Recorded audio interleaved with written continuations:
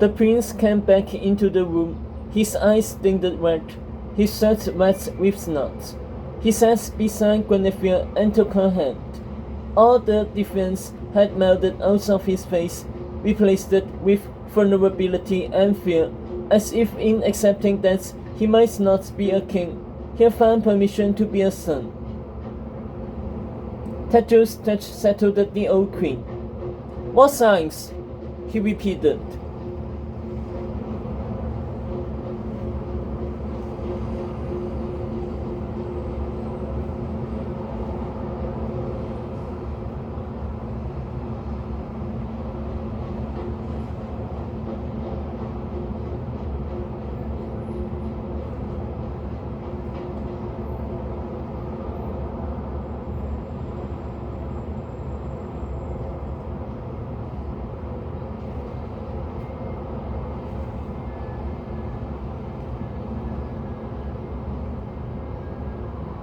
His mother took a deep breath. The way they whispered and snickered at any time Arthur spoke about our impending wedding, as if they knew something we didn't. And when Arthur mentioned that he wanted a seer to one day paint his child's coronation portrait, Alice's mood darkened. She said her brother August was a seer, but that his power paralleled beside hers. That he might see the future, but she could hear the present, people's desires, fears, darker secrets, and that the present has far more force to change lives than the future or past. I suggested that she use her powers to be a fairy godmother. She cackled like a witch. That's what her brother had told her. Use your powers to help people, he had insisted, as if she would spend her life flitting around the woods, making dresses for homely girls and reforming selfish princes. Ellie nodded. Meanwhile, her brother grew more and more famous amongst kings and wizards, even coming to the attention of the schoolmaster himself. A woman didn't have the same opportunities a man had, Ellie said bitterly. A woman had to rely on her wealth, but that's what made her befriend women like Grisella, Ellie added, grinning at Lady Grimling, to help other women use their wealth to their advantage. For a price, of course.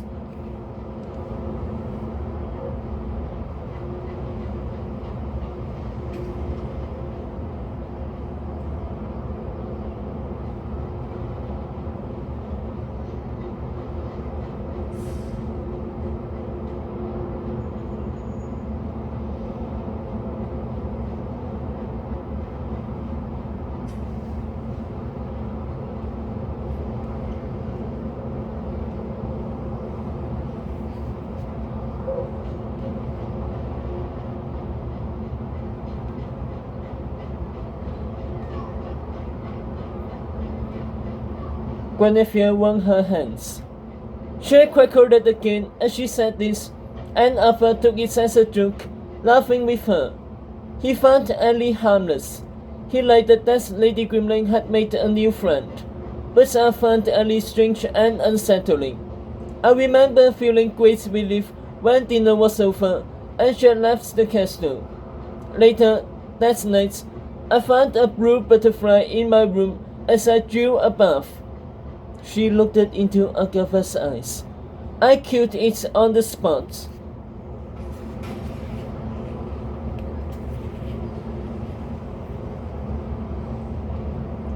Guinevere sobbed into her son's shoulder. Tetros held her and caressed her ash-white hair. His eyes met Agatha's.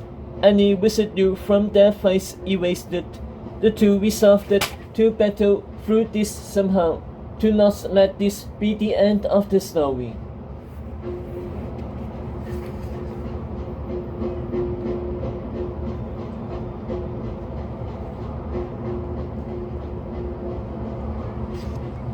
Evil may have won in the past, but it will not win in the present.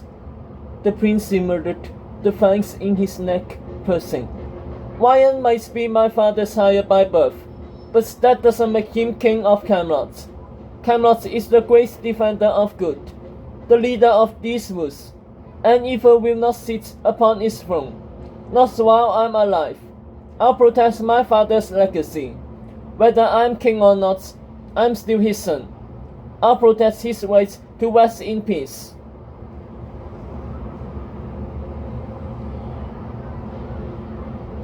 Whatever we do, it has to be soon. Hot warned. When Reaper lets us in, a message arrived for him from Uber, coded in Grom. The first years and teachers are safe, but there's only 3 swans left in the Saurian's carving. All was his fault. My Grom is awful. Just a few wings that haven't been burnt then, and Japath has the sheriffs.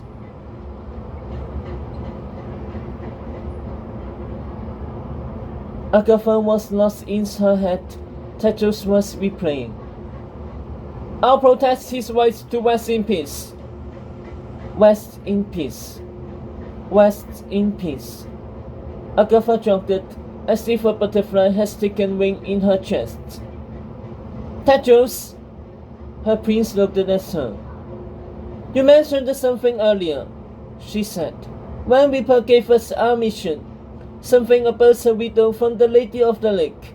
A widow about unburying your father. What did you mean? Guinevere raised her head, suddenly alert. After she lost her powers, the Lady of the Lake let Merlin ask her a question. Tetros replied, feeling the weight of his princess's stare. One question, and then he could never return to Avalon again. Agatha remembered that what the lady told her about the wizard. We made a deal. The same deal she had made with Agatha. One question and one question only. Except in the stress of the moment, Agatha hadn't thought to ask her what Merlin's question was.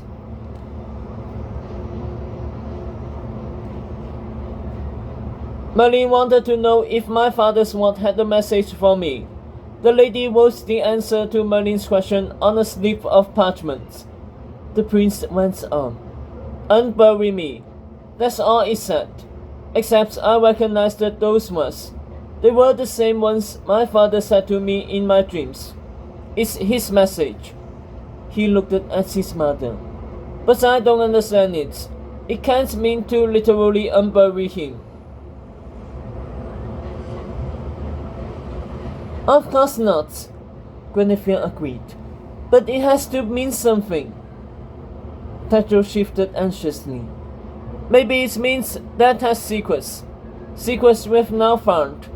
That wanted me to know the truth about his real hire.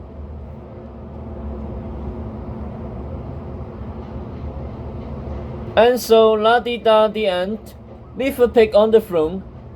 Hot scorned. If your dad gave you that message, it wasn't to stop you from fighting. It was to make you fight back.